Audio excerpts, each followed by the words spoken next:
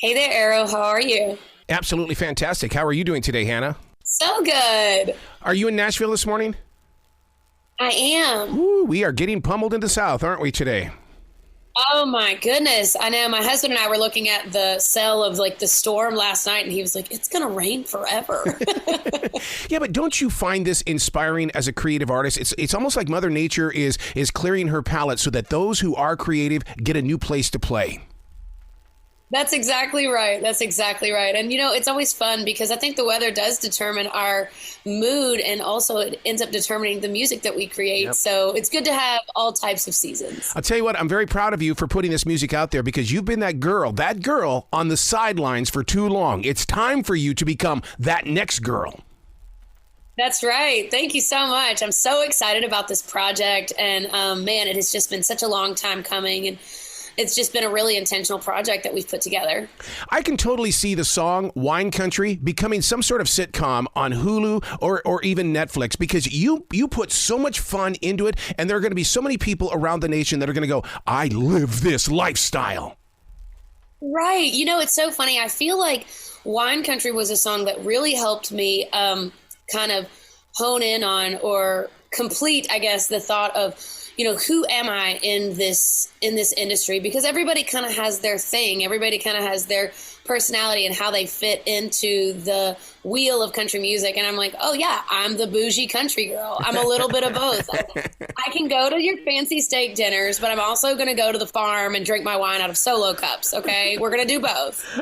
One of the things that hit me while listening to the album is the fact that if this were 50 years ago, would you look at, because your roots are so deep in country, would it be country or would it be Western music? Which one would you fit into? Wow, that's such a fun question because I feel like, I was watching the Ken Burns country music documentary recently. My husband and I have been kind of watching that, and I loved it so much because I think sometimes there's this interesting thing in our culture now where it's like, oh, that's not country music, yeah. XYZ.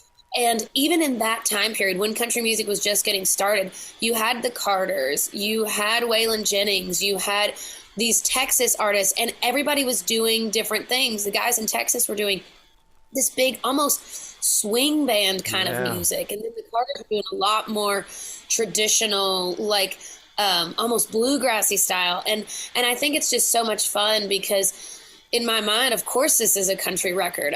There's no doubt in my mind that it is, but also it's my version of that, right? I grew up on R&B and pop music in the 90s, as well as those powerhouse female country singers. So it's kind of a blend of both. Yeah, and those R&B and hip hop people will tell you their roots were in country music as well because they love the storytelling. Absolutely. Oh my God, yes. There's such a connection to with all shapes of music today. Right, there really is, and I think that's what's so much fun is, as an artist, it's your job and it's also your privilege to be able to pull from all these different types of music that you're passionate about, that you grew up on, that influence you, and create whatever is new and whatever is next. In the song Too Much Not Enough, I love the steel guitar because not enough people are using that. But it's almost like that steel guitar is your collaborating partner in this because it goes together very well. Yeah, I feel like it tells the story as much as the lyric does. I think that's the thing, is choosing the right instrumentation and even the right way that it comes in and out. When we were in the studio recording that song, first of all, I knew that I wanted it to be the last song on the record. I was like, I want to end on this really epic note. But also something that was really important to me was I wanted the music to come in and out. I wanted it to feel like too much, if you will, and then not enough. Like, yep.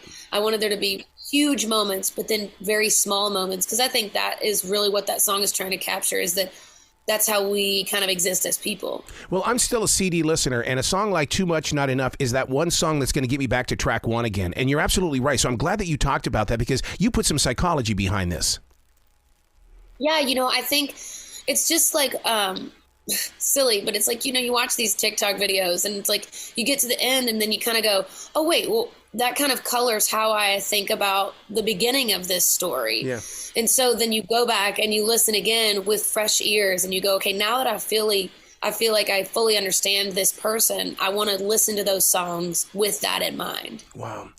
I'm been in radio for 45 years. We've always dealt with how many spins you're going to get per week. But man, when you're talking about streaming and getting millions of hits, that's still so far over my head. How do you react to the millions of hits versus what radio could give you 25 spins a week? I think what's really exciting is that you can touch everyone now. With the streaming world, no one is off limits because there's so many different platforms that people can be listening on. And so they don't have to be necessarily in their car or at work or in a place where the radio is, which so grateful that radio is continuing to champion young artists. But at the same time, it does give a little bit of possibility to say, maybe nobody's ever heard of me, but I ended up on this playlist that they're already listening to. Yeah. Or maybe there's someone in a place I've never visited yet, a station I haven't come to, but they got serviced this because it sounds like someone else that they listen to. So it definitely is incredible. It's an incredible tool to really get your music out there. You're going to think I'm weird, but I think Karma on the Rocks, this is how I envision this song coming to life. It started out as a hum, you put it into your phone, and then you put it on the guitar next. How close am I? You know what? It's hysterical. It's kind of the backwards way. Really? We had the idea of Karma on the Rocks, and we were like, that is fun. And we have a lot of people that we know that needs to be served a little bit of that. And so we just had an absolute blast writing this song, imagining we're like, okay, this person's sitting at the bar. What would you say to them? How would you want to serve it up? And it was just a blast. And then the music kind of followed, actually. Wow. Where can people go to find out more about you and give you some love? And I'm sure you've already jumped onto the merchandise thing too. Let them buy some merchandise that has your name all over it. Yes. Yeah, we've had a lot of fun creating some merch around these songs and around this record. So definitely go check that out at hannahellismusic.com. But also follow me on socials at Hannah Gray Ellis. Anywhere you... Are we going to see you out on the road?